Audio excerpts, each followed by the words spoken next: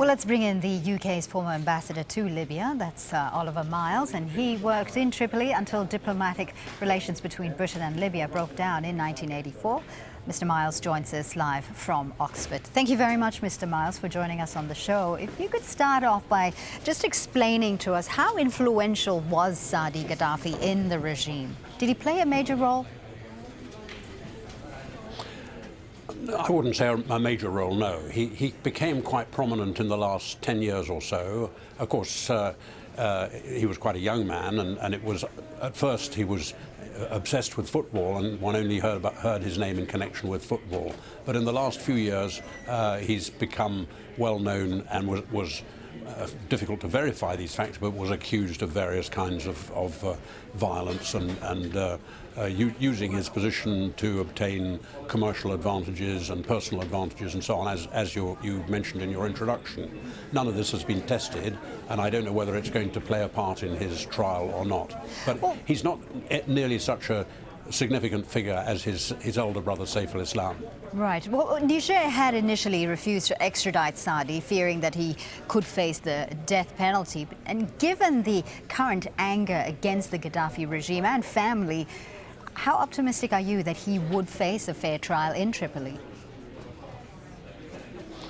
Well, first of all, you mentioned the death penalty. The death penalty can't be excluded, but I'm not aware that he's been charged with any crimes which would involve the death penalty. He might be. It's perfectly possible, because there are three categories of crimes that he might be accused of. The first is the one I just mentioned, things that went on before the revolution in 2011. Secondly, there's the part he played in 2011 when I think he commanded one of the brigades which fought against the revolutionaries, who of course were eventually successful.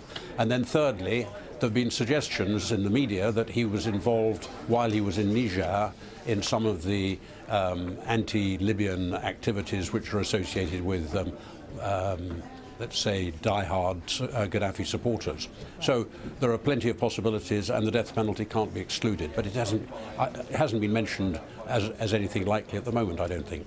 You mentioned Gaddafi's other son as well. That's Saif al-Islam, who's currently being detained in the mountain town of Zintan. We also now have Saadi in the Libyan government's clutches as well. How useful are these two in terms of recovering assets or even bringing others who were under their father's regime to justice? I don't think that right now they're at the top of the government's agenda, because the government's got a lot of problems. The government is very weak and is trying desperately to deal with a whole range of problems, including bringing militias under control, re-establishing their oil revenues, their oil exports and their oil revenues and so on. But I think it is important for the revolution that they are dealing with members of the Gaddafi family who have been accused of crimes.